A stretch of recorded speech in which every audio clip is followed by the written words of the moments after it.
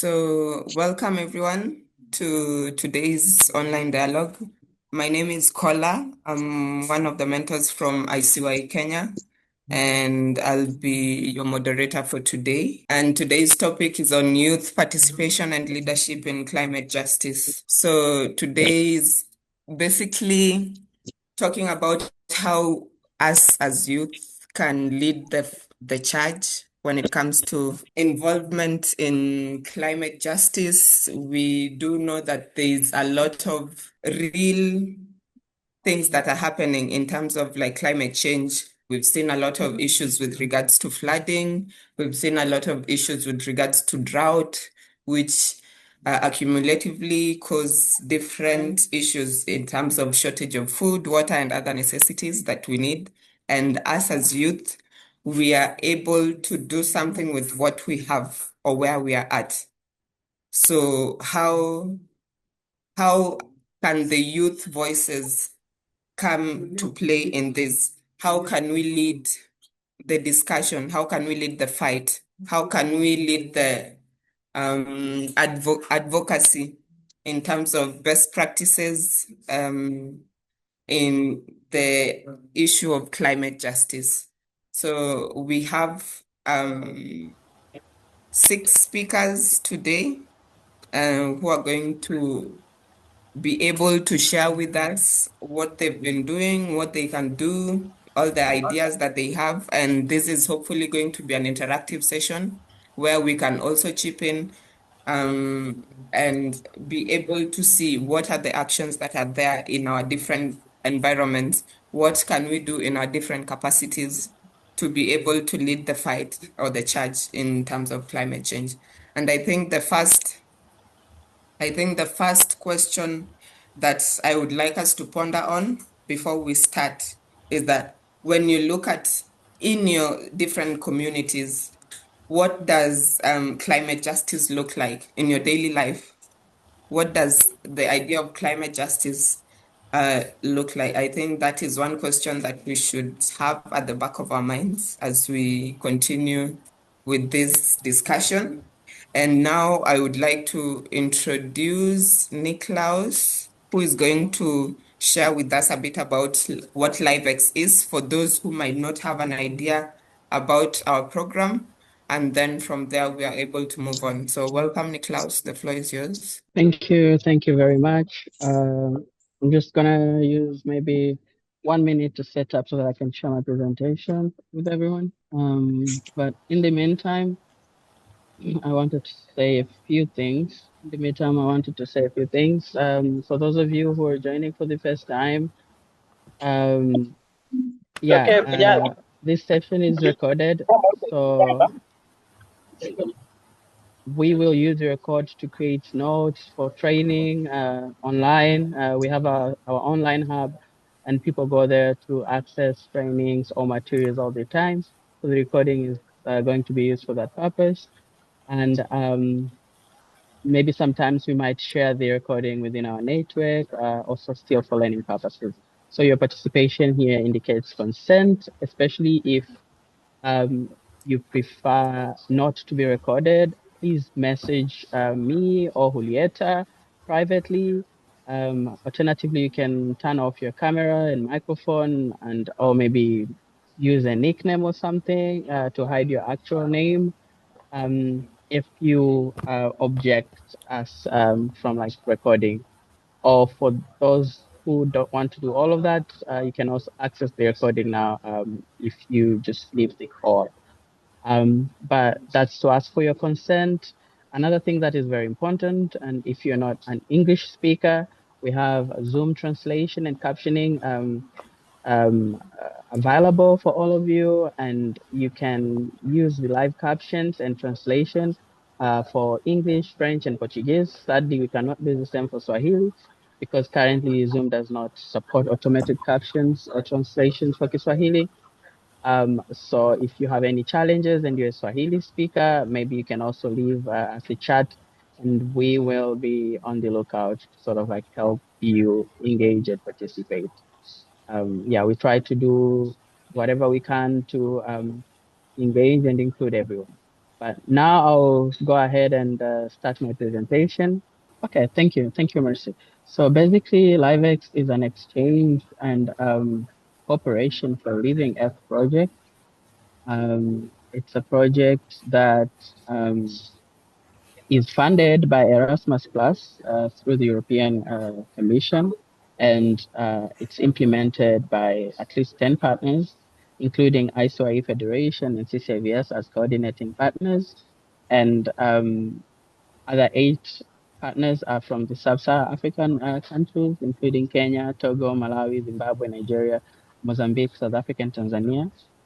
And our main objective is on empowering the young people, the youth globally, um, and giving them support to be able to create sustainable impact through promotion of equity, especially in addressing environmental challenges, protecting biodiversity through culturally inclusive solutions, and most importantly, building awareness of barriers, especially systemic barriers that are as a result of climate injustices.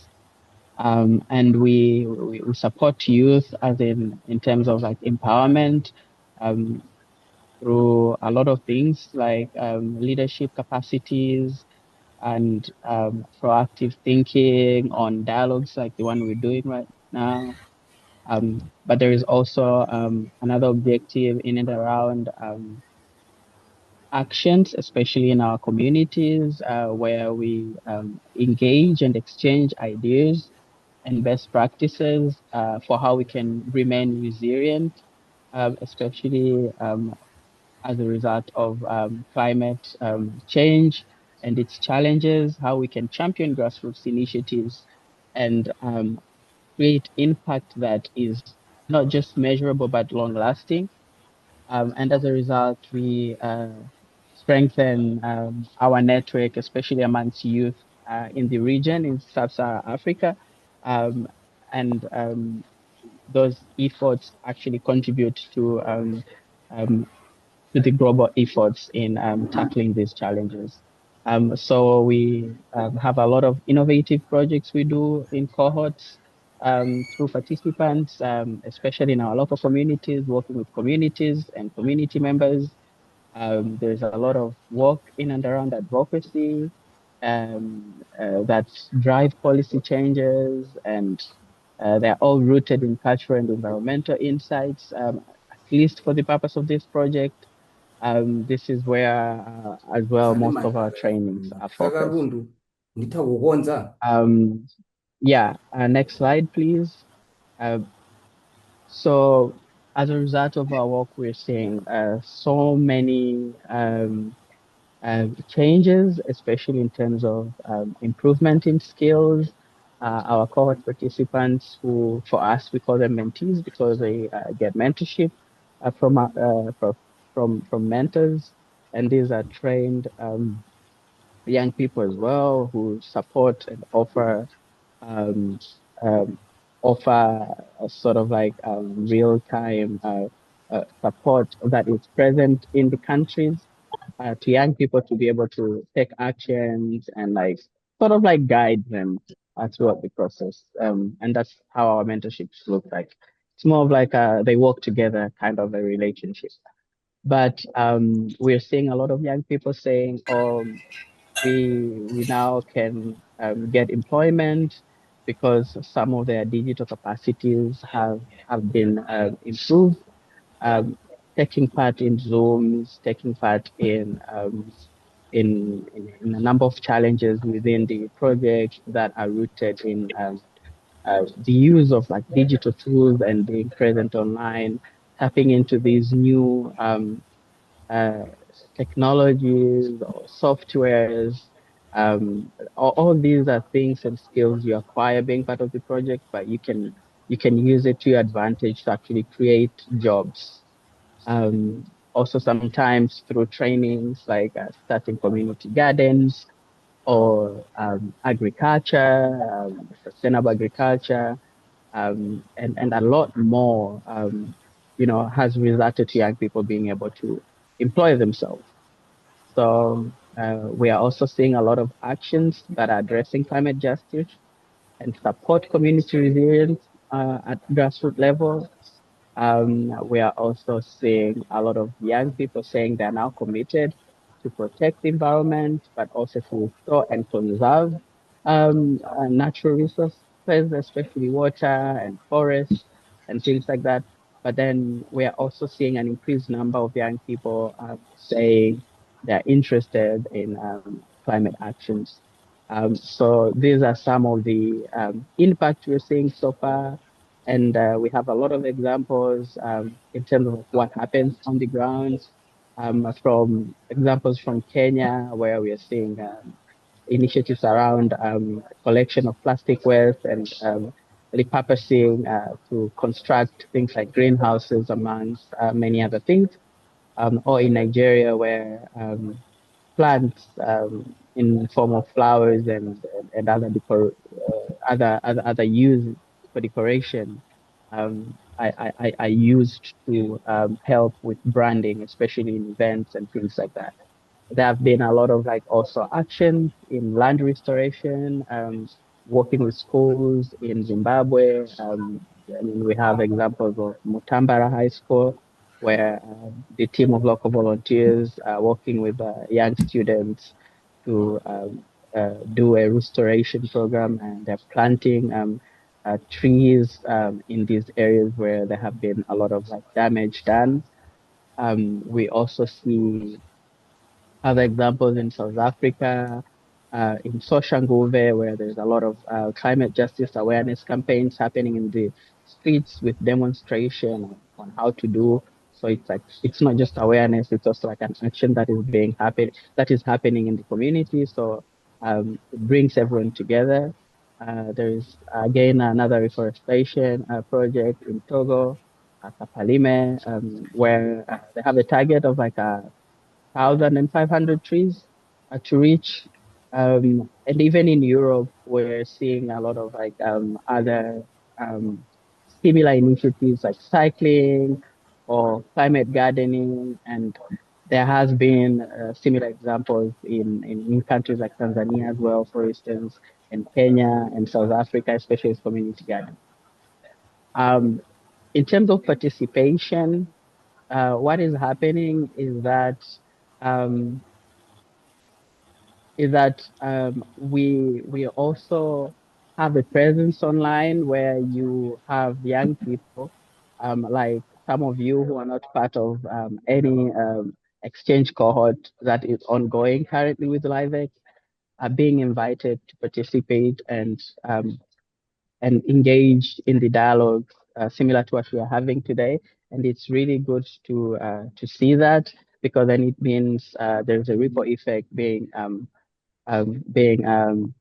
brought as a result of like now the actions that we're doing on the ground. This is where we find an opportunity to share what we do best, to share what the challenges are, and to share what progress we have made so far. And it's good to see, and this is why I'm very happy having all of you here today. And maybe to just be brief in terms of like explaining what the project is, if you're joining for the first time and you'd like to join, um, we we are welcoming you, especially to join through our partner organizations in your country. But we will also drop you links to where you can access some resources and these informations about who to contact in your respective countries. But in a nutshell, we have active partners in 10 countries, again, in Europe. You have ISWA International Office and CCIVS to contact. But if you're in Sub-Saharan Africa, if you're in Kenya, ISWA Kenya. If you're in Mozambique, there is a Jude Mozambique. If you're in Tanzania, ISWA Tanzania or United Planet Tanzania. Zimbabwe, our partner, Zimbabwe World Camp Association, would be there. For South Africa, we have South Africa World Camp Association. And for Togo, we have Astrovot. For Nigeria, we have ISWAE Nigeria, and in Malawi, there is a Community Forum Malawi. So these are our local partners. And if I didn't mention a local partner and you're from a country that doesn't have a local partner, You can definitely reach any of the nearby local partners, and you should be able to get more support, whether you want to participate as a volunteer or as a mentor.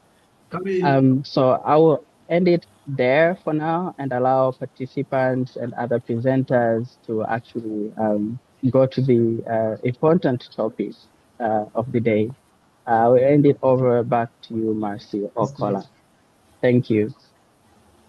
Okay, thank you. So once you join LiveX, our role as mentors is to inspire young people to come together and for climate action.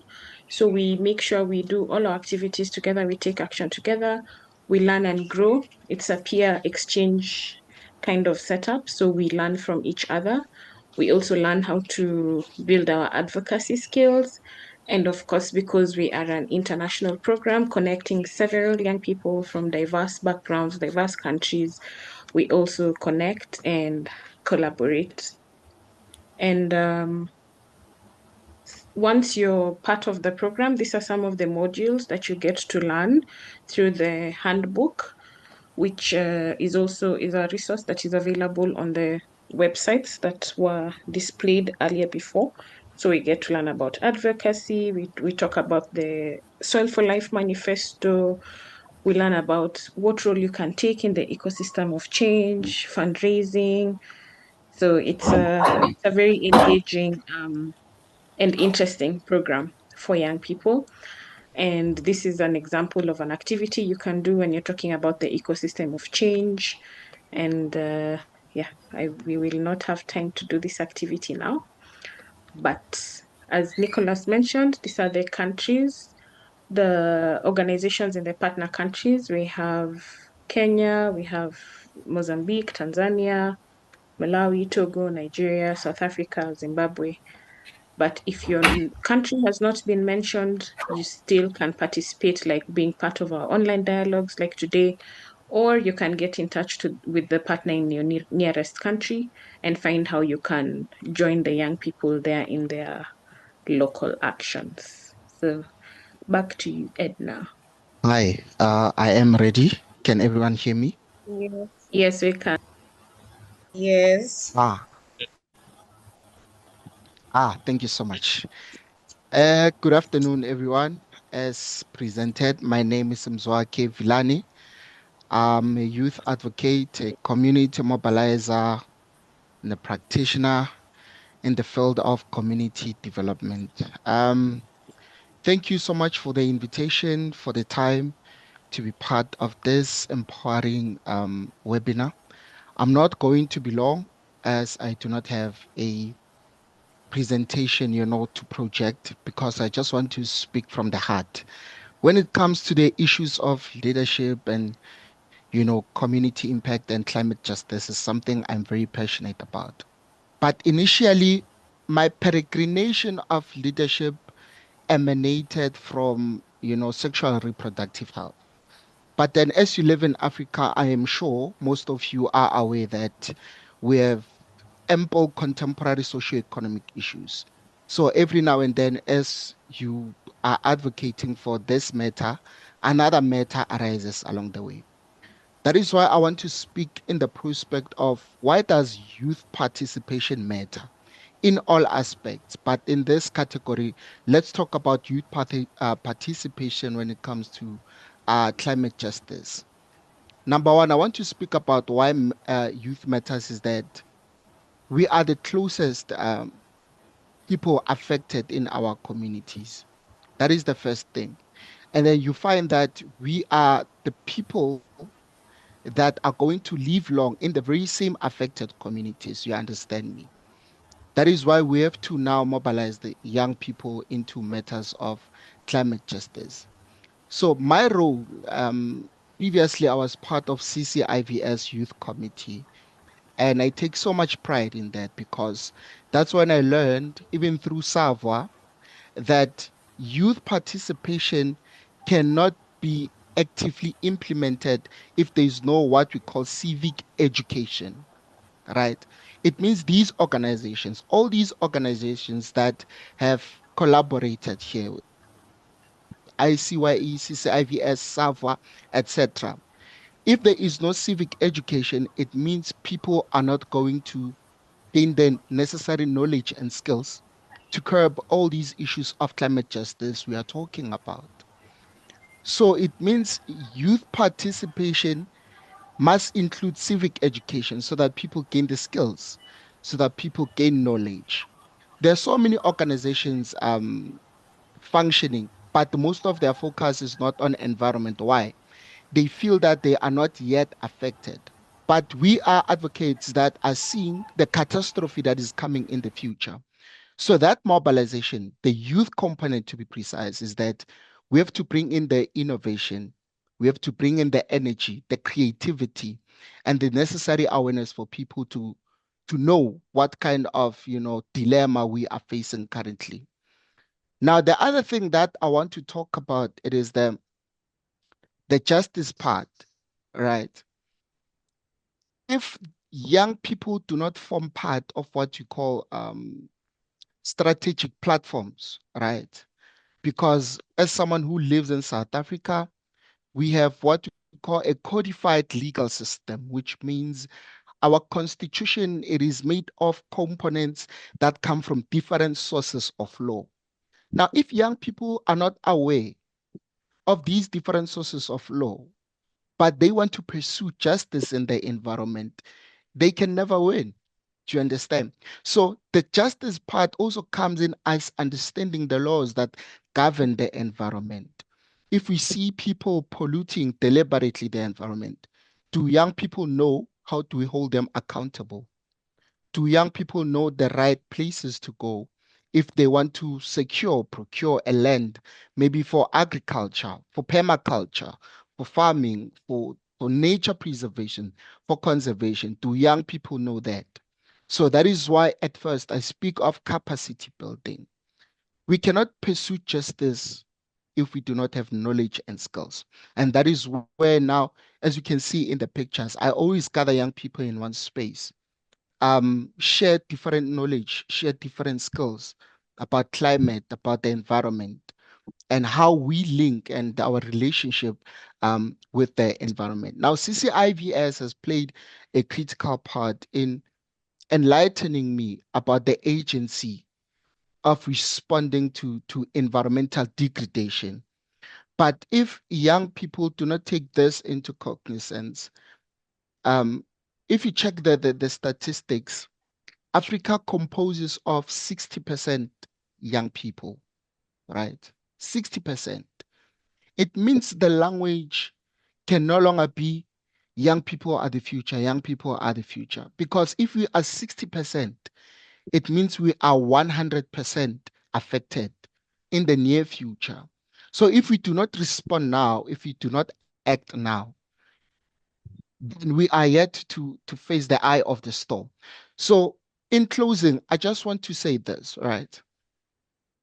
To everyone who has not taken time to observe the recent weather conditions, I don't know about because we come from different countries, right?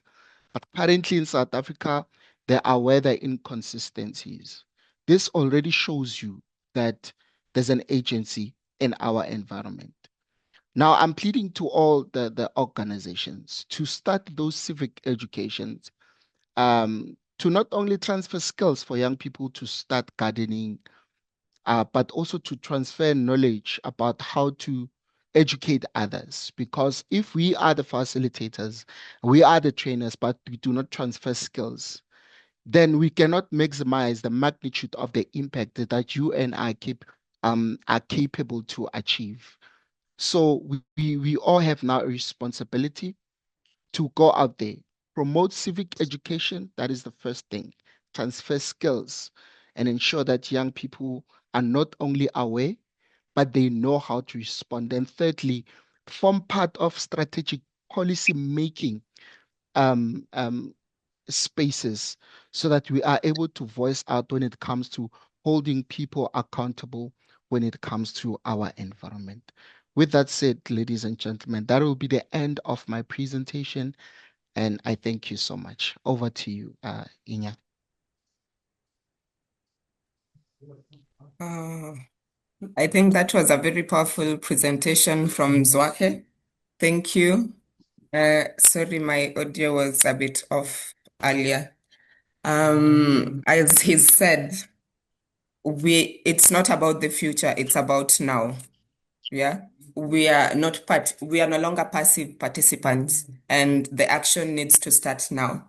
With that, I would like to introduce our second speaker. And for anyone who has questions, as it's been put on the chat, if you have any question for any of the speakers, you can put it on the chat. And then at the end of the presentations, we are going to share them, and then we can have an interactive session. So we'll have Reinhard as the second presenter. The floor is yours. Thank you. Thank you, Edina, for welcoming me. And I hope everyone can hear me. My name is Reinhard Babere, and I'm a designer and ICYE mentee from Kenya. And today, I want to show you how design is used to fight climate change. So my role is a designer. We should not be just talking about it. We have to work it out. We give the clear languages that everyone can understand. So, as I said, my name is Reinhard. I'm a designer. Thank you. Thank you, Mercy, for the cooperation. If you see in that slide, the second slide, please. So in this is the second slide. I came up with a problem. I noticed the problem, and I wanted to work on it and solve it. And as you can see, climate change is real, and it is happening right here in East Africa, and in Kenya, and everywhere in global. And in the first card, you can see that there is 75% of Kenyan youth and from East Africa that cannot name the effects of climate change on their own community. And the second card shows the scientist project saying that there will be a 2.5 degrees Celsius temperature rise by 2050, and that means droughts will be seen, failed crops, and disappearing of water. And the worst part is the information exists, but it is locked in a complicated reports and nobody reads. People don't act on data. I can feel the design. That is a design problem, and that is my problem to solve. Next slide, please. In this slide, I involved the research, and I collected data. You can say I have two users here. And before I designed anything, I came up with, I asked myself a question: whom am I designing for? So I answered my question that I'm designing for youth, Kenya's youth from age 18 to 5 years old. And every piece of content, every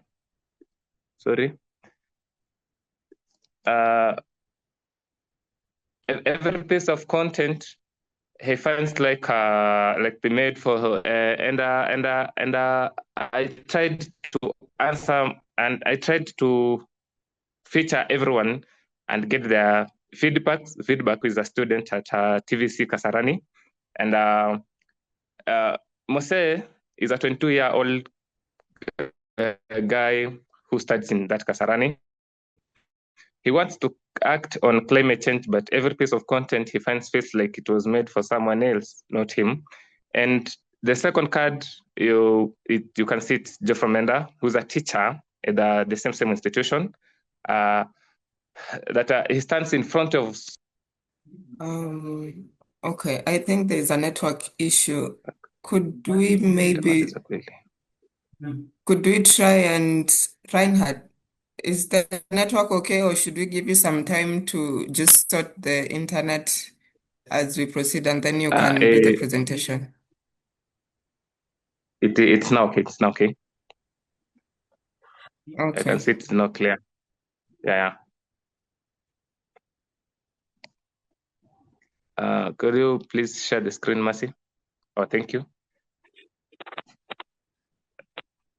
As I was saying, the second card has Jeff Romenda, who is 34, and he's a teacher in Kasarani institution. And he stands in front of so many students, but he has zero visual tools to explain climate change in a way that connects two different people between him and his students. And that in the same gap, and he's in the same gap with Daniel Mose, and nobody decided to design for them until now, until I kicked in. Next slide, please. In this slide now, I built a campaign. I came up with a campaign, Mazingira Yetu, which means our environment in English. And that photo is me in the community planting trees because this sign doesn't stop at the screen. The campaign has 4 deliverables, a social media kit, bold infographics, and Daniel can understand and share seconds community posters in Swahili for markets and buses to help people actually are data officials. Climate science made so simple, you get in 5 seconds, and community engagement, tree planting drives, workshops, design meeting, real actions on the ground. And I came up with the design principles in action. Everything I did follows 6 design, 1 problem solving. I asked why people don't act, then design the answer. 2, user-centered. Daniel gets social media graphics, and Geoffrey gets classroom print materials. 3, visual communication. Every piece passes the 5-second rule. You understand it's because you read a word. 4, collaboration. I worked with storytellers, organizers, and builders to make this real in climate and ecosystem change. And 5, adaptability, social media, print and workshop formats, 1 campaign, 3 services, and 6, I come up with an impact focus. Everything I made exists to drive measurable change, not just a look good. Next slide, please. So as you can see here, I didn't do this one alone. I had to involve some other people. I had to install the storyteller, the influencer, the organizer, and the builder, and also the connector in the ecosystem of change. And the storytellers gave me the emotional narrative. The organizers told me where the campaign needed to go, especially in ecosystem and in our country here. The most affected people and the most affected counties, or in East Africa, the most affected countries. And the influencers amplified it across social media, and the builders created a digital platform of which we have it ready. And the designer, who is now me, sits at the center to make sure every idea in the ecosystem is seen, understood, and felt. That is what design does. As we are waiting for him, I think he'll be coming back to wrap up. But I think if we've had the first presentation and this one, we can see how the civic education comes into play, and we can also see how the capacity building, getting the information from the sources and working to create systems that work for who the targeted audiences are. I think that is a very important factor to consider. And I think he's back and he can finish his presentation. Thank you, Mercy, for taking care of. I think I have a problem with my connection, but I'm clearly about to finish, so you'll pardon my network for a bit. So this is the expected impact. And here is what success looks like. And 10,000 youth reached in the first month. Yes, we have lost him. Okay. But I think this goes to show how how youth can be innovative. Yeah. I think what he's done goes a long way to show how innovation comes into play and using what you have to sort of, be able to do something to mitigate the issues that are already there. Reinhard, you want to wrap up? Oh, and this is thank you, Mercy, for taking care of the other slide. I'll just finish because my network is a bit complicating, disappearing in each time and next. So the last slide, this is now the contribution of the design to the ecosystem of change. And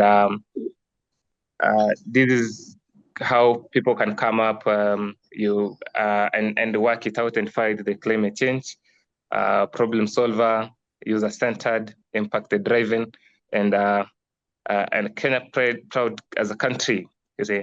So design is my contribution to the ecosystem change. It has a slogan, and I don't just make things look good, I make people feel the urgency to act. Thank you, ladies and gentlemen, and that's one marks the end of my presentation today. Thank you, Reinhard.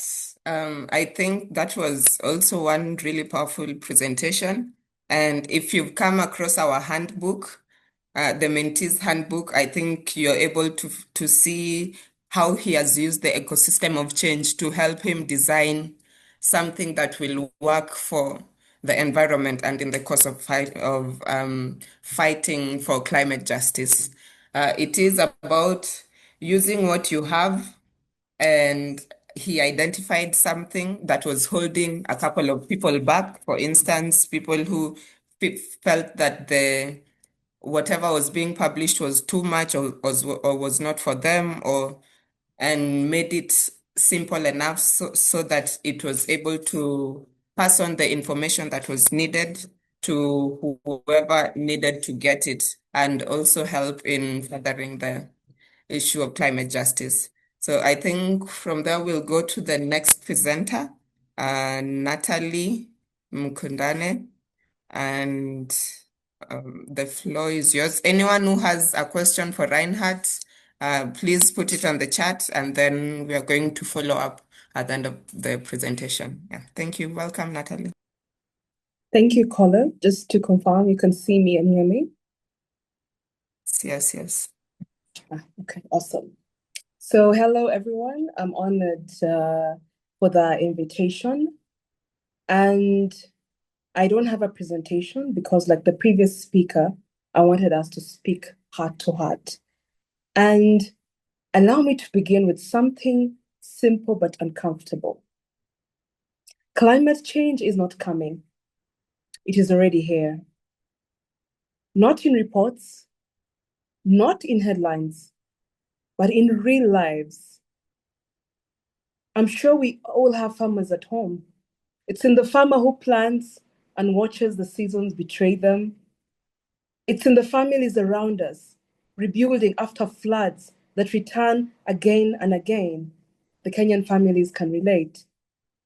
But across Africa, it's in the young people forced to adapt to a crisis they did not create, but now must survive. And that generation is us.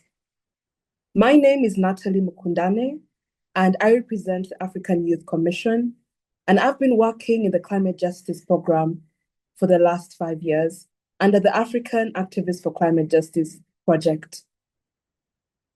Across Africa today, something powerful is happening.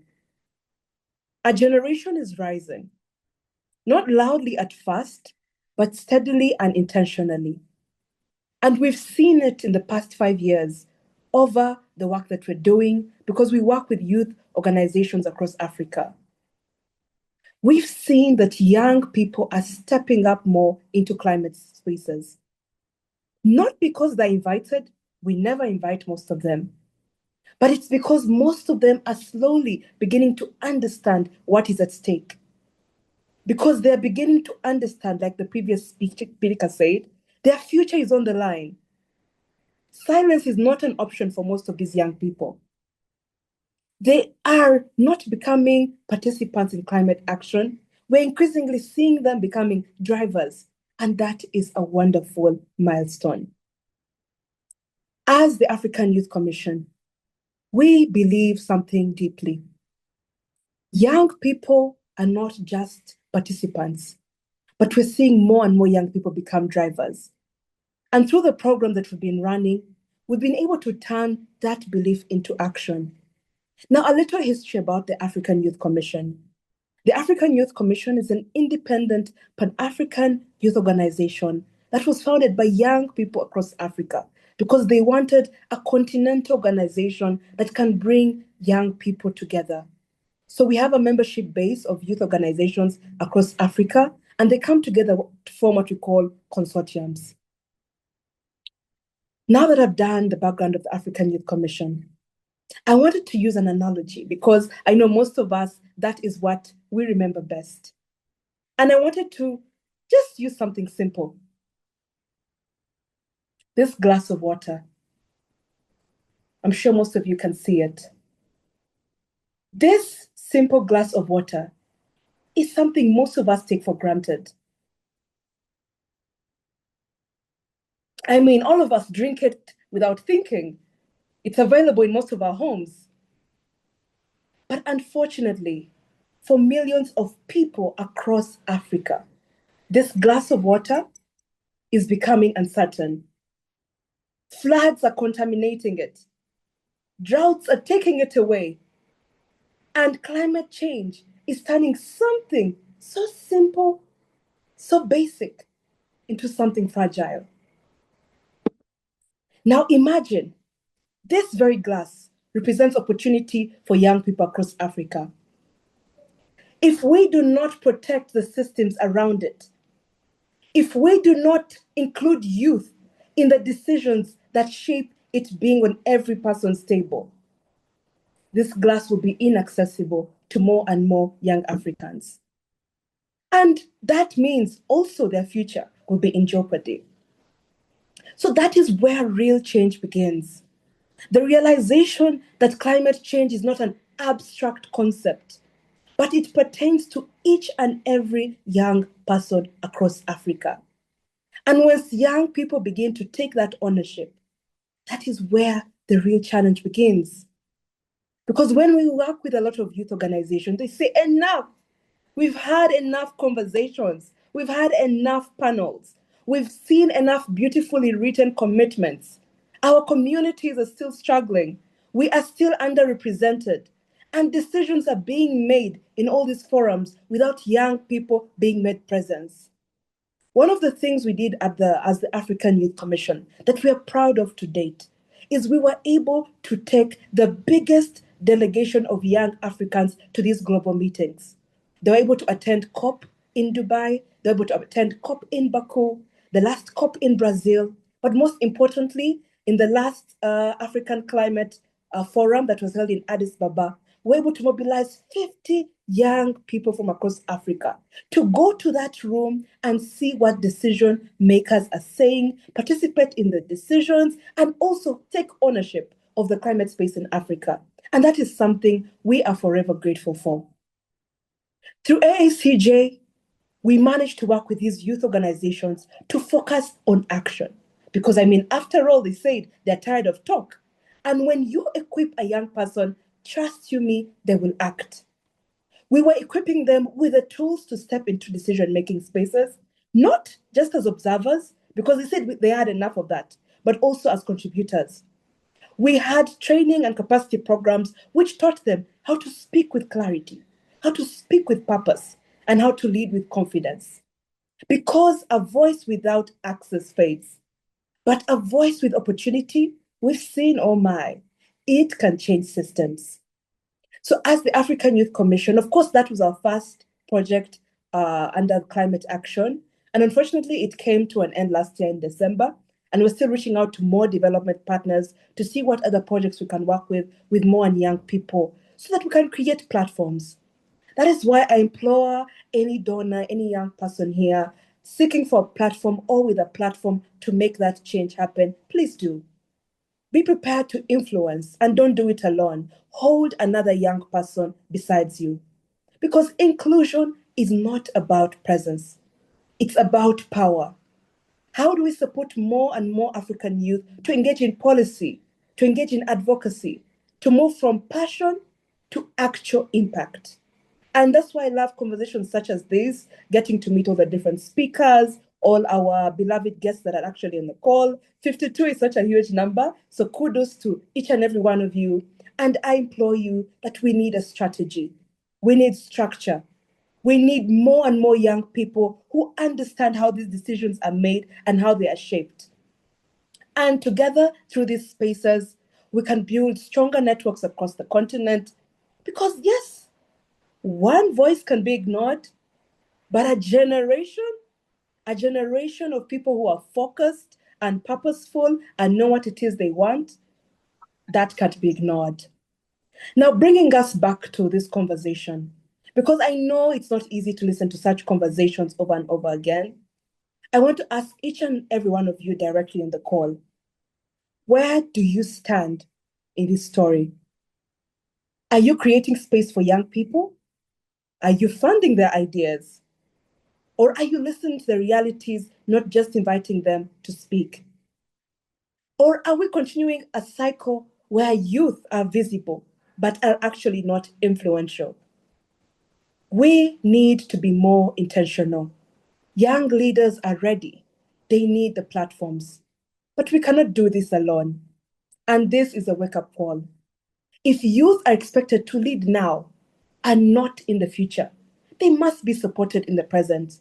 So it's a challenge to all donors, youth organizations. How can we make our spaces include these young people more and actually capacitate them to be the change they want to see? Because climate change is moving day by day. It's in the floods, it's in the weather changes, whether we are ready or not. The only question is whether our response is moving just as fast. As I close, I see this. The future is not waiting, ladies and gentlemen, boys and girls in this call, and neither should we.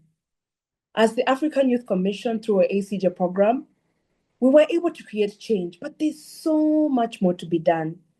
So the real question is, how can we be more intentional about it? How can we make sure that we are strategically located to shape Africa's preparedness to adapt to the climate changes facing our actual lived realities? Thank you so much. I appreciate the invitation. Thank you, Natalie. I think that was a very powerful presentation.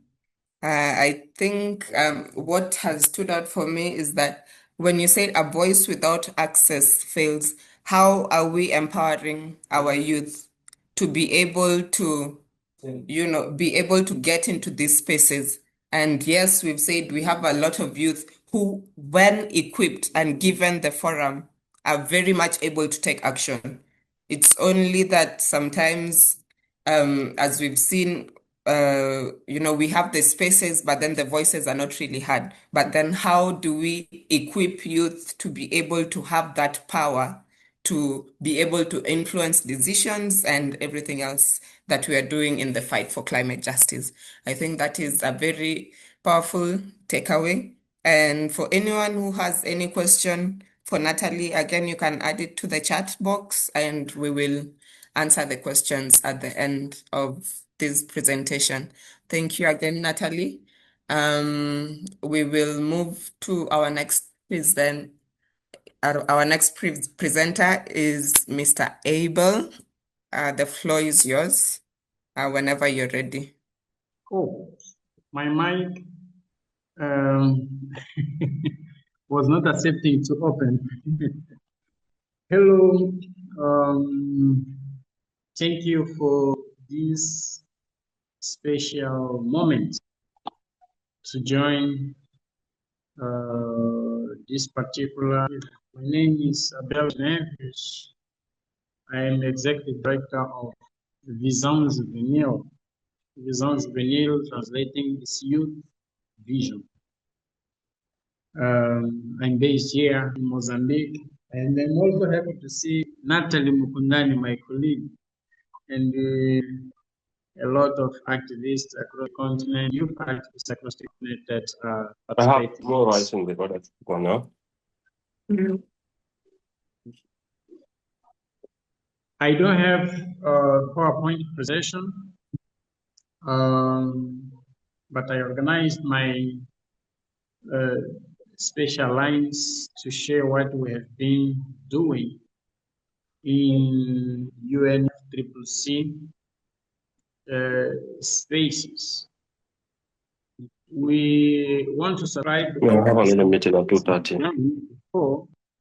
because all recognize that the change are happening. The change are not coming. The changes are here. And we as young people, we are the majority at global level.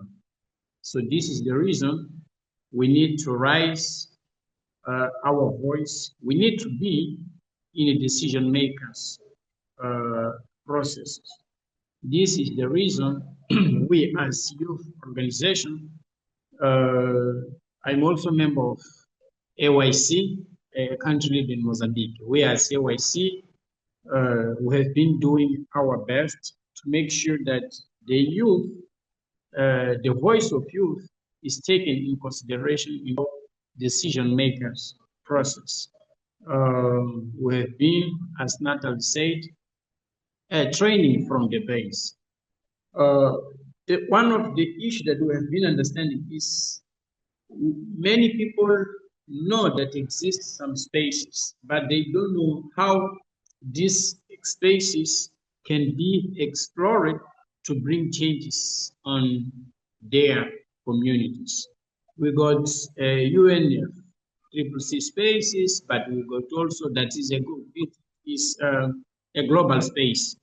But we got also African Union that is also a global, a continental or regional space. We got also SADC, we got also another regional blocks that we know that they are also another spaces. And we got also our countries, and we also want to believe that our countries are also subdivided by regions, provinces, counties, districts, etc. So we as advocacy movements, we must understand how this governance structure works from the base until the top. Right now, we have been training, we have been working to make people understand, make young people understand from the village that, okay, this is a climate crisis happening right now. What are we doing, or what can we do at local level that can bring a global impact? As one of presenters says that in Kenya, more than 75% they don't know the impact of climate crisis. This reality we can also find in a lot of African countries, and also European. We cannot say that, okay, African is only the unique country that got lack of knowledge. No. Also, we can find this reality in another African, Asian, American, European countries, etc. So we have been empowering young people because we know that we got different spaces, and all of these different spaces need specific skills. So if we are the change makers, it means that we need specific skills to know how can we innovate our solutions, how can we bring amazing ideas to drive the change from our community, because we are the one who we are suffering. Looking to our reality as Mozambican country, or as Mozambique, Mozambique is the one of most affected country in Africa. So usually per year, we are managing something like 2, 3, 4, or sometimes 5 cyclones. And all rainy seasons, every year, we experience the floods in south region, center, and also north region of Mozambique. So all of these challenges, all of these issues bring some destruction, affect the life of children, young people, women, public infrastructure, a lot of destruction that we need to make sure that, okay, we got enough skills, we are equipping young people, we're equipping our government to make sure that they can review all our policies and also governance instruments to make sure that, okay, they are responding the challenges that the country is really facing. At UN spaces, we are participating at UN spaces since 2011, COP17. COP17 was held in December of 2011, as I said, in Durban, in South Africa. I'm one of the first people who participated in this event. Why? Because we understand that the voice of youth at local level must be listened. The voice of youth must be taken in consideration. From that time until now, we have been creating advocacy, youth movements, youth climate movements. Right now, we got our national platform that is working gradually at national level to make sure that all children, all young people are represented and also are doing something, someone is mobilizing. And as a result of all of this engagement at national, at regional, and global space, we got a lot of organizations with different initiatives that are funded or have been funded to respond the local needs, to respond the local challenges. And we got also a lot of young people who are creating conditions to find another opportunity at global spaces to raise the voice and make sure that, okay, they are participating, they are influencing, they are doing this lobby, this advocacy to bring changes to our Africa in general. Someone says before that we got a lot of instruments that are brought, but the language that these documents are produced is not the language of the community. And I subscribe and I say, if we look to the level of knowledge of our African people, a lot of countries, the level of knowledge of this technician, of this expertise is low. So it means that we need to do a lot of effort to make sure that we are there, and from there we can be able to translate, we can be able to transform this difficult language to the language to the community, because the impact starts from the community. So we must be the one who works like a bridge from the top UN spaces and also the community. So we're the one who must link these two realities to make sure that, okay, we are taking the problems from the community and rising in global forums, and we are also taking the solutions from the global forums to the communities. As we need to act locally and impact globally. So all of these global spaces we have been exploring as much as possible. Is not easy, because to be in all of this climate space is not so we got a lot of we need a lot of investments to make sure that we are there.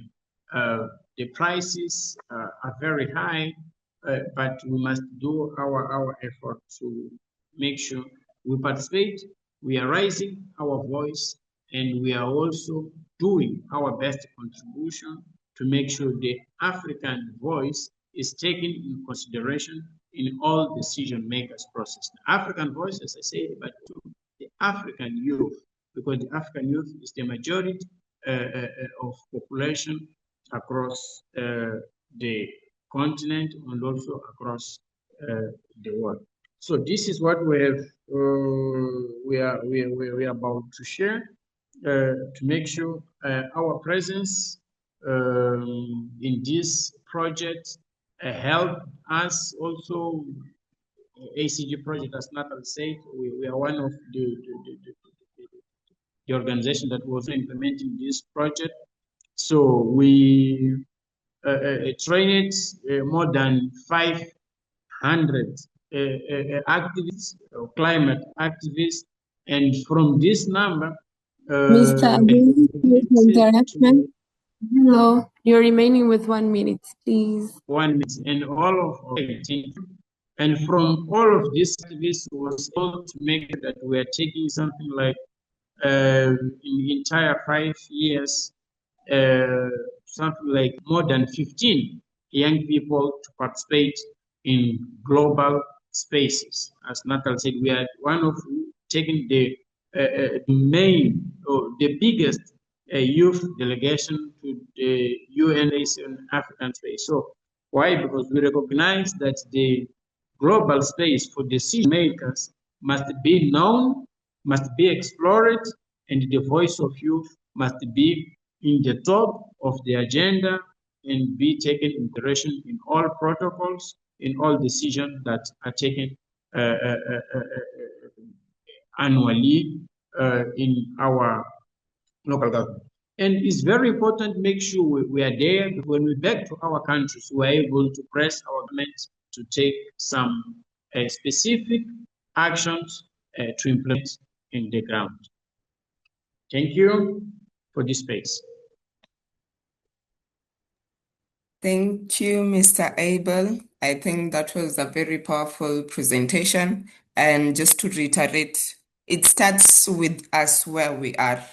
Yeah, you don't have to look at it globally first, but you have to start with local actions. Local actions impact, they build up and it grows and it builds up to be a global impact at the end of the day. So it's very important to equip youth and young people to take action, but then there also needs to be support. Yeah, I think that is something that is important to also note. And now we'll have an energizer. I think we've had 4 presenters and we've had like very powerful presentations. And I'd just like to invite Agatha to maybe lead us with a little bit of an energizer just to keep the energy up.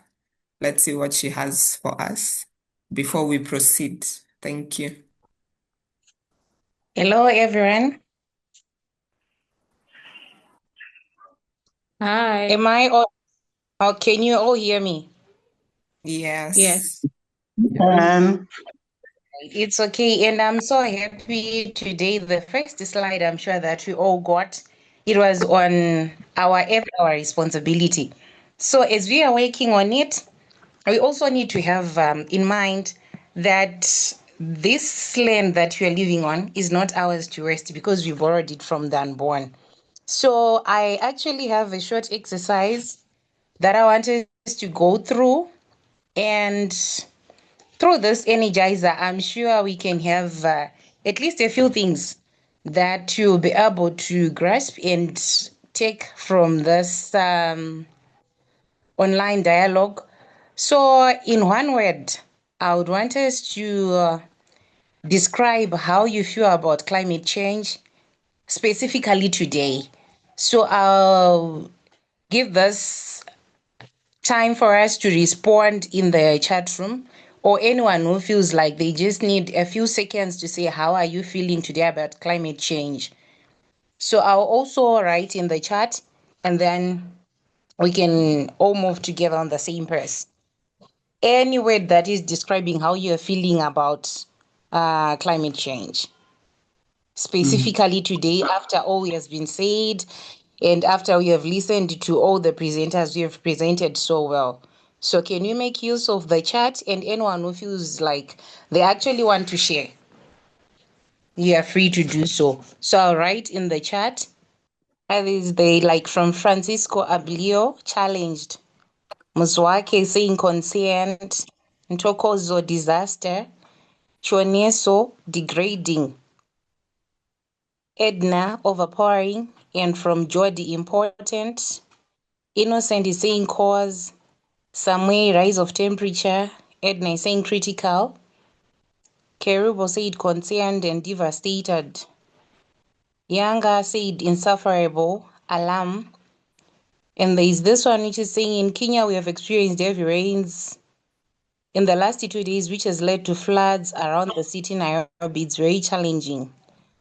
Okay, thank you so much. And I'm sure I've noticed there are some keywords which are being repeated over and over again, meaning to say this is our earth and it is our responsibility. So we need to take the action now. And I'm sure it's one of the speakers who actually said climate change is not going to happen tomorrow. It's actually happening today. We are feeling, I would say, the challenges, the impacts, they're actually happening right now. So it doesn't necessarily mean we should be relaxed to say, I'll do it tomorrow, but the action needs to be done now. A lot of people are concerned and we are in an emotional state to say, what will it be like tomorrow? And this land we are living in, we borrowed it from the unborn. What will they find? We used to have dense thicket forest, but now it seems like it's leading to deserts and all that. So let's make the change now. And I'm sure our time is so limited for this energizer, but once we are done, we'll ask you from Janet if she will be able to give us some more time to specifically speak about how we are feeling and how best we can actually deal with that. So thank you everyone who actually took turn to say how they are feeling, describing the words and everything. I'll hand it over back to Kola. Thank you so much. Thank you, Agatha. It's good to see that we all have things coming to mind when we are thinking about climate change. And maybe at the back of your mind, think about what is something that you could do to start in the mitigating fight right now. What is something that you can contribute? Yeah, I think maybe think about that at the back of your mind as we proceed with the presentations, and then maybe we can have a few feedbacks at the end of the discussion. For our next presenter, we have Janet Akande, a mentee and SDG advocate from Nigeria. Janet, the floor is yours, and looking forward to hearing from you. Thank you.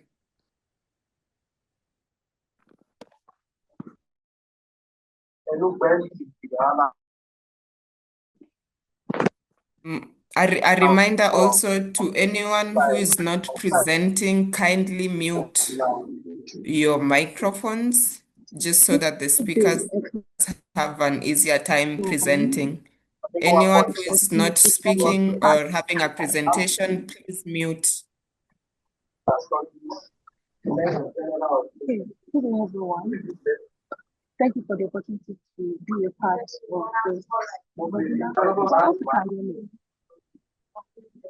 Just a minute, Janet. Sorry, there is someone whose microphone is on. Can we just mute everyone, please? Can the admin please just mute everyone and then we leave the speaker to have their time? Kindly. Thank you.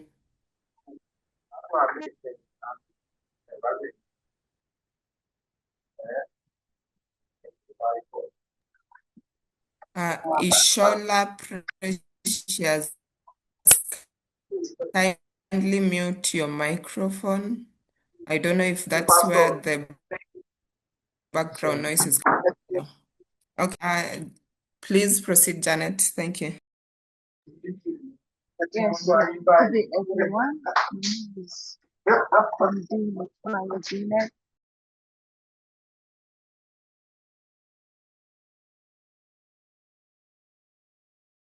She's muted. You're muted, Janet. Okay. Hello? I hope you can hear me.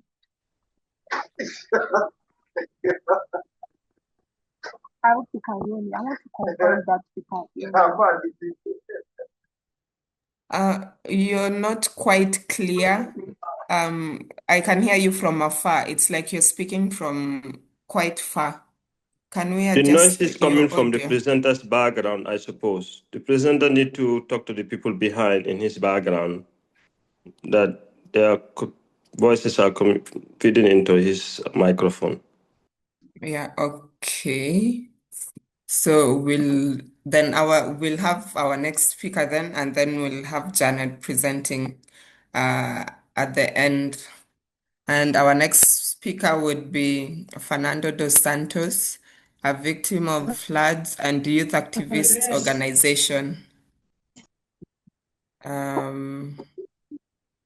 Yes, I think this should be better.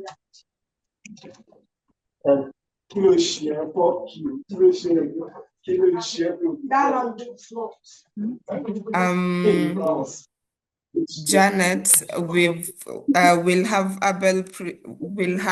Mr. Fernando presenting first while you're sorting out the internet and the background noise, and then you'll come in after. I hope that's okay.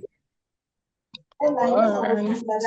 All right. Okay.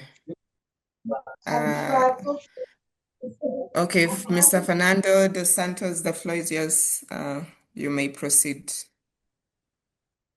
Hello, everyone. Thank you very much for this invitation. I hope you all can hear me. I'm sorry for the beginning. I couldn't make it because I had some urgency at work. Here I am. I hope everyone can hear me. Can you hear me all? Yes. Thank you very much. Well, when flood waters take more than just homes, climate change is a reality, and I've felt it myself. I've actually lived the effects of climate change. As the presentation says, myself, I'm a victim of floods in 2024. And until today, at this time I'm talking to you, I didn't go back home because my house is still flooded. Not only my house, but the house of more than 4,000 families. So this is my house. You see, as you can see, I think you can stop right there. This house is still like that until today. Even worse, I can say that even worse, because at the early 2026, we had heavy floods, which increased the level of water in my area, Magwanini. So I can't go back to my house. I'm forced to building another house due to the situation. So this is the story of, let's say, of my life. I'm here not just to talk, but to share a situation that I lived, and I'm feeling it until today. And this situation is crazy, not only because of the losses I've had, but because you don't see a glitter of hope of when is this going to end. Strangely, the situation is just getting worse day by day. So when I say that climate change is a reality, I'm talking about the situation that I'm living, the situation that happened to me, but I'm also talking about the other issues that are related to climate change, like the global warming. For example, for those who are in Mozambique, they can feel that the climate has really changed. In Mozambique, for example, you don't know exactly in which season are you, you know, if you are in winter or in summer, the things just got crazy. And the floods are not, they just, you know, turned into something strange. So that's why I say that climate change is a reality and we have to do something to stop it. If we can't stop it, at least to reduce the damage of the situation. well, I would tell more about my story, but it's a sad situation that now I'm starting to get emotional because of reminding the tragedy that has happened to me. But I would like actually to, if you can, make me questions about the situation I've lived, and I will answer so that I can make it easier, to share my story with you. Is it okay like that? So in this slide, for example, the is being showed, I'm talking about the losses I've had due to these floods. The first thing and the most important thing is that I had to abandon my house, as I mentioned before. It was a type 3 house. For a young man who is just started his life, you can imagine losing a type 3 house. You all saw the picture of my house. And in Africa, in Mozambique specifically, it's very hard to own a house. But then I made it and I had to abandon it 3 years after I built it. So it was a great loss, and until now that I'm talking to you, it still hurts. There are other losses that I have, like a TV stopped working, the hood and bookshelf were damaged, and other stuff that I consider not that important, as losing the house. But I also like to mention that the emotional stability at that time was something very serious that I was concerned about. The safety of my family was something that I can't, I can't forget. So can you go to other? Yes. Can you go to the other slide?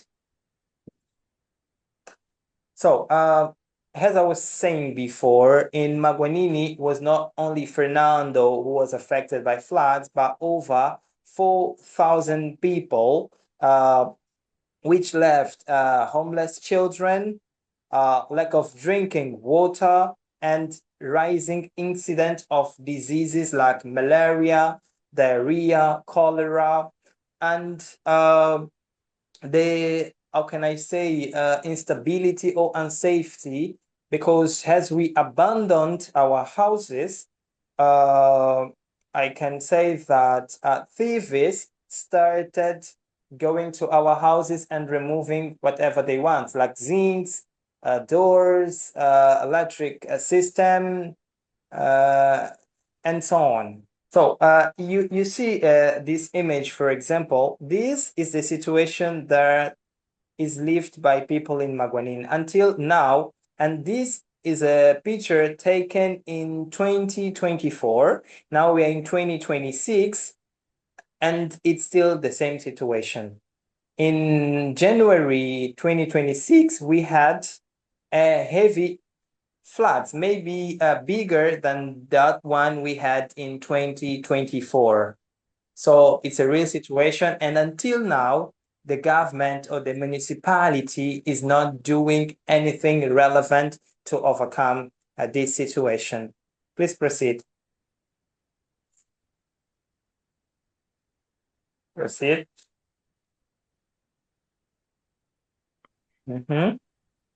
So this is my house. This is my house in front. Okay. It was not done yet, as you can see, but I was already living here with my family, my 2 kids and my wife. But we had to abandon this house. And first, when we abandoned this house, we had to find a place to rent around the neighborhood. Has to be near the house and control and monitor. So we had to rent a house. So for a person who was free, of paying for habitation, then I had to move to a renting house and start paying for housing. You can see how this situation has changed my life, has have challenged my life. Please proceed. Go ahead. Okay, this is, go back, please. This is a picture of the mayor, this guy with a green vest. He is the mayor of the city, Maputo City. He came to our neighborhood to check the situation.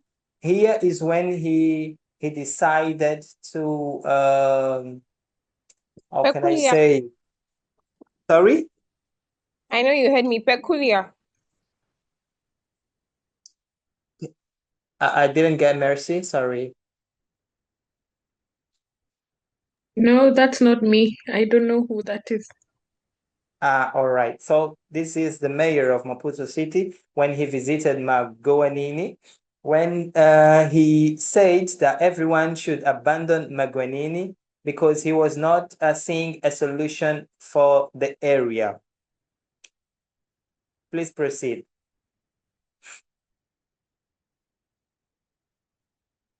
So here we say caminhos para a solução, which is paths to the solution. We as community, we started thinking of solutions to save our neighborhoods, to solve this situation. We drew a project to evacuate all the water, the stagnant water. Then we submitted it to the municipality, which they approved it, but they changed our project. We had proposed an electrical pump to pump the water, but then they brought the idea of diesel pump, which is not that effective as an electrical pump. So until today, that's why we are still facing the situation, because their pump is not effective and it's not making a difference in our area. You can proceed. Go ahead. Sorry, there's someone whose microphone is on. JMD. That's one of those that you discussed. Sorry. Kindly. Thank you. You may proceed. Sorry about. Thank you, Edna. No problem. Yes, please. You can go ahead. Okay, so as I was saying, the municipality has installed a pumping system, but that works with diesel, which is not effective. So we, as community, thought of alternative alternative solutions to the situation. Can you proceed, please? So, as the government is thinking of reallocating the people in other areas, in other districts, we thought of proposing them to create social condominiums where people could have safer living and in a good conditions. This is social condominiums that I proposed, but until today we don't have a satisfactory answer. They say they will make it, but they are not, doing anything toward making it happen. So that's why I think that they just said yes, just to make us happy, but in reality, they're doing nothing for it. Please go ahead. This is an excavator, as you can see. When we proposed this to the government, we wanted to open artificial basins so that it can accumulate the water when we have heavy rains, and to avoid floods all over the streets and houses. So that's why we proposed to open artificial basins to accumulate the water. But unfortunately, the government didn't allocate this machine. So that's why until now we are still the same. This is a pump. Proceed. Go ahead.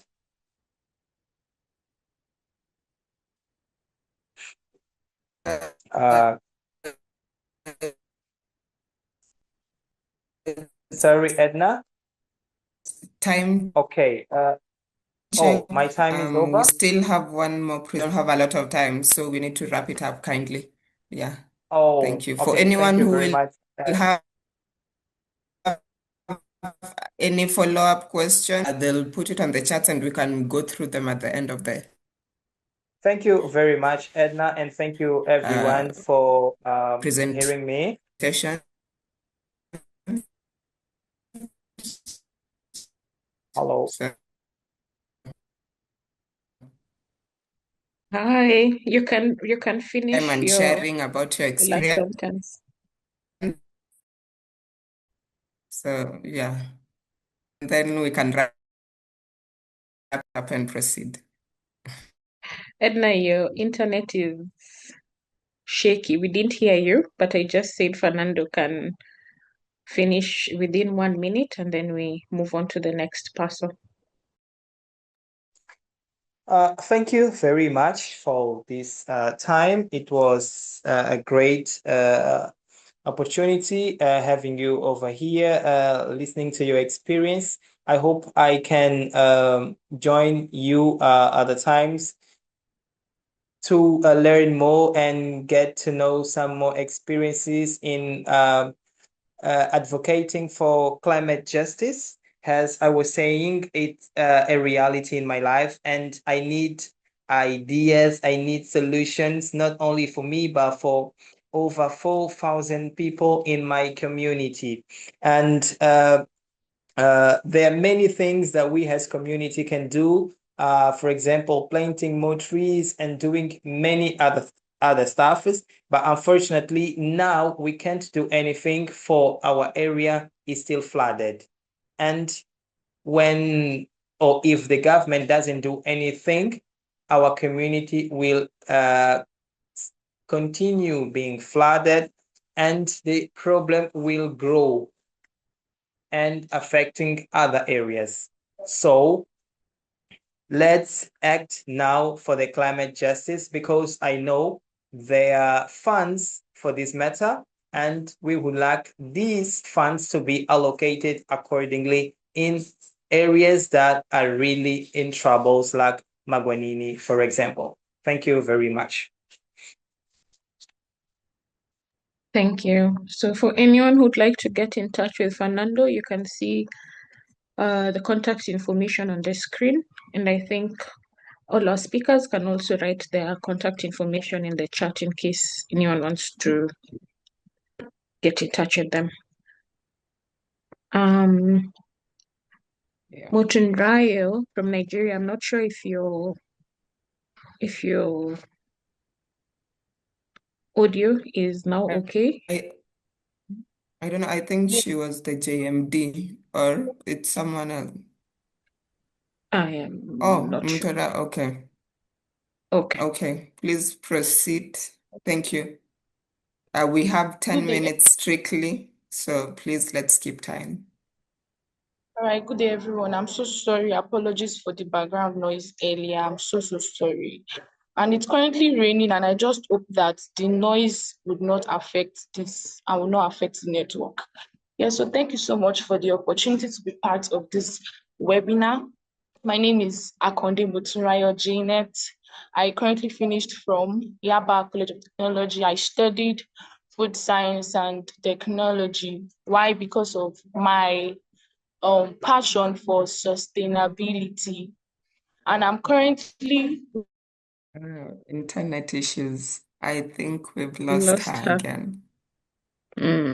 Today, many countries were affected by the technology bug, the rain. But we are really out of time. And I can see we had so many questions and comments in the chat. I don't know if Julieta is still in the room. Julieta, how much more time can we get? 10 minutes. Okay.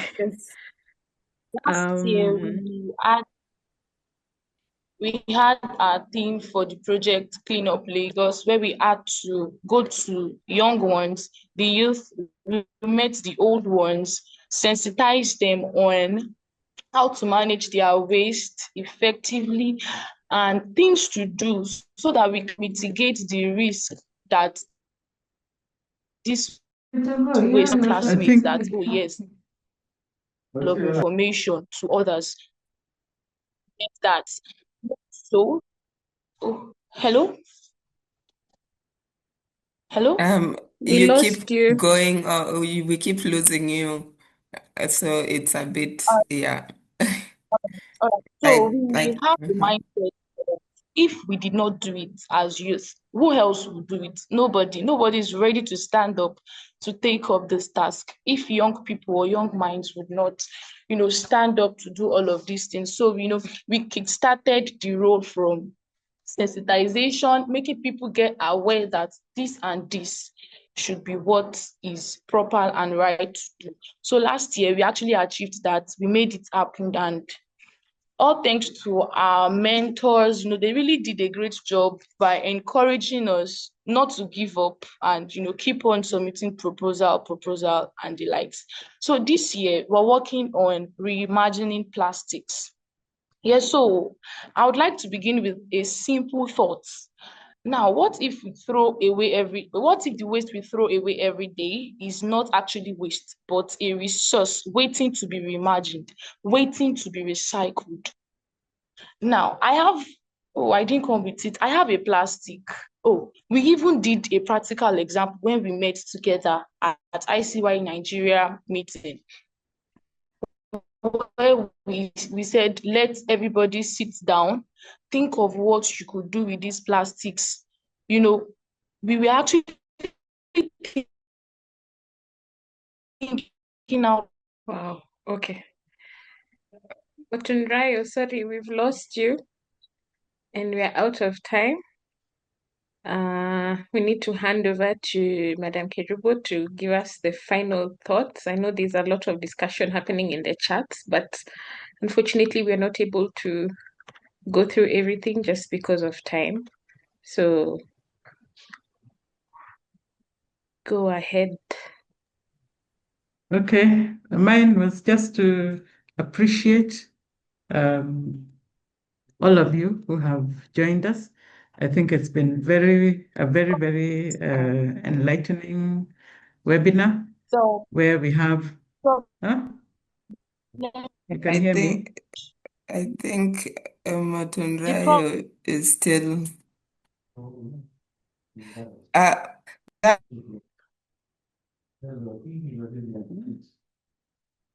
She's still talking, but we can't hear her. I said the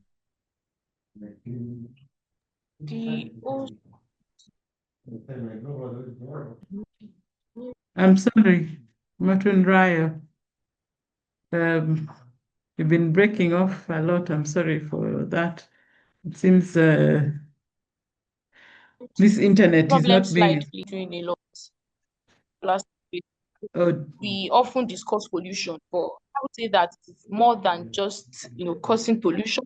It also blocks drainage. In Lagos State, we see that many public spaces get related with waste. Why? Because nobody, in fact, on the road, I will see that people from the bus, they are disposing their empty drinks, carbonated plastic drinks. They are disposing it through the window, which is very, very, very bad. These things, they will go back to public spaces getting accumulated, and it causes drainage in our it causes blockage rather in our drainage. So we also have environmental degradation. We see that many things that needs to be appreciated, in fact, they will be depreciating, and we see that they affect public health. People are exposed to these unhealthy and unsafe environments. This is where we live, and if we cannot take care of it very well, then I'm so sorry, we are endangering ourselves. Right now, let me move to the solution. I'll be very, very fast with this. So the solution that we proposed was the waste to wealth orb solution. The fact that you're not just taking up this waste to go and recycle. We are using this to create job opportunities for people, whereby they bring in their waste,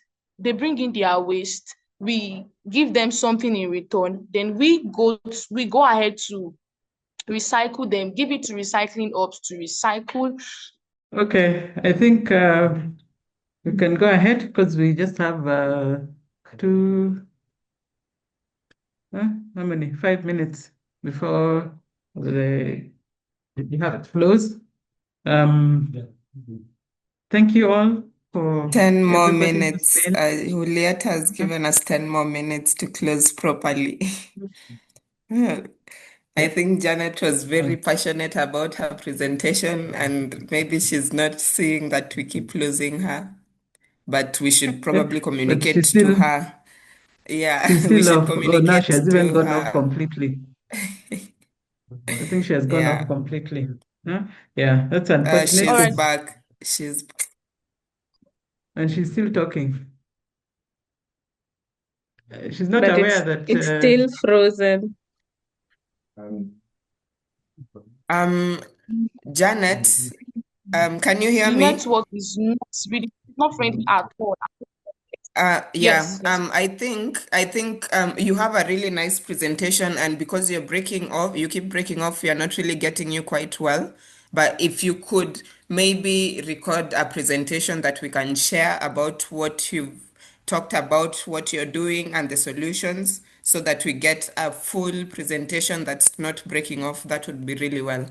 And then you can send it um, through your mentor, and then we can have it uploaded together with this presentation. Because maybe because of the rains, we are not getting you quite well. Yeah. Janet from Tanzania is asking, can Mama Kerubo finish for Motunrayo? Mama Kerubo, will you be able to finish for her? no, like how can I finish for her? We didn't do the presentation together. Yeah, Yeah. But I can upload that. I I can love that upload butterfly. I want that butterfly. Yeah, so I can post the PPT in the chat for people to see it. I don't know if Abunmi is online. Maybe she can, if you're in a different space, maybe your network is better. You could say Yeah, I'm on. something in a minute. Yeah. Yes, Okay. yeah, I'm online. Okay, Motsura, let me just I quick. think Okay, let me just wrap up for you. I think the aim is to build a circular economy where plastic waste is no longer seen as a burden, but as a resource for economic empowerment, for environmental sustainability, and a community development, because it's really it's one of the major challenges we have in Lagos. And what we have been able to encourage our mentees to do is to think outside the box, and let's have ways by which we can, recycle plastic, and then also encourage and educate our community. And that is what, yeah, they have come up with, and we have them in 3 groups, and they're really, really working on it. So we have agreed that waste is not waste. We can always, um, tapping into the opportunity we have in every waste. And just like she said at the beginning, we had last year we worked on a cleaner environment, where we educated our community, schools, young people on how to dispose waste effectively and very well. So because of our time, I would think I thank you for the opportunity. And like Edna and Kola have said, she will record her presentation, and then we can upload it with this what we have done today. Thank you. Yeah, I think that is good. Thank you so much for wrapping up for her. And I think from all of what we've had today, the first thing that is important is we need to start action now. It's not a problem of the future, it's something that is happening now. We need to equip our young people. We need to be educated to know how to tackle these different issues, because without education, then we won't know how we are going to maneuver these different issues. Inclusion is not just about presence, but power. And you get that power by knowing how you're going to tackle and how to do these different things using the law that is set and everything that is within these structures to help us fight the good fight. So we need to tap in to our power as youth and use the resources that we have now. And the action starts in our local communities. It's not something that will start from, other places global. It starts from here, and then we see the impacts as it builds up to become a global impact. So I think we'll have Madam Kirubo wrapping up for us today's discussion, and thank you all for who participated and everyone who showed up. Thank you, Madam Kirubo. Okay, thank you very much. Edna, you've basically wrapped it up. So I don't know, I will just say thank you so much for wrapping it up for me. But I'll add on the thank you for participating and for the speakers. Really, we are so grateful. We've never had so many speakers, and that's why we are pushing so much for time. Usually we have like maybe two, at most three speakers, but you can see today we had six, and they've all had such wonderful things to say, the insights they have. I mean, I think all of us are just wowed by the presentations. And this is youth. This is you stepping up. You can see, okay, my camera is not on because there's no power, so I'm kind of in the dark. But us older people have been taking too much space, which is actually your space. We are taking your space. We need to let you come on board and take action and own the actions that are supposed to be there. In fact, Mercy, did you do you haven't, you are going to wrap up with a small activity or homework for everybody to go away with one action they are going to personally do to ensure that their environment is better than what it is now, because you need to step up and take the action. Don't wait for tomorrow. You know, the way older people keep saying that, oh, your time is tomorrow. It's not. Your time is now, because the environment is being messed up with now. You can't wait. If you wait, you guys will not have a world to live in. You saw the young man. I really felt bad about that house. I mean, it is so sad to put in so much and then you're just uh, looking at it disintegrate. So young people need to step up, look after our environment, take up the leadership. Don't wait to be given, take it. Thank you very much. And looking forward but the next dialogue, I think, will be in our next cohort. But thank you to all the speakers. You all did very well. You've shown what youth can do. So don't let anybody tell you that you can't. You can. I'm done, Edna. Thank you. I think that's all we have for today. Thank you for all who joined. Um, uh, we have Natalie who's left her contact for anyone who would like to follow up or ask anything about what she's doing and just within the youth and leadership and environmental actions. For the others, they can also share their contacts and so that whoever would like to reach out with further inquiries or engagement can reach out. Thank you for all of you who joined. Thank you, Julieta, for the additional time. Yeah, I know we've tried, but unfortunately we couldn't make it by 6. But I think we've done a good job today. And yes, think of one action. You can do something from where you are. So think about what you can offer or what you can do for your environment, wherever you are. And yeah, let's keep the conversation moving. Let's engage our other friends and other people in our groups. And yeah, I think this could be a start. Well, it is already a start, but we can keep pushing and helping more people see the importance of, yeah, fighting the good fight. Thank you. Are we doing a final photo? I don't know, but that's all we have for today. So, uh, I don't know. Anyone with anything else? I think that's it. Maybe we can have a picture. For those who are here, you can switch on your camera. I don't know who takes the picture. And yeah, then we can wrap up. Thank you. Thank you very much, everyone. And yeah, thank you again, Julieta, and everyone else who was in the call.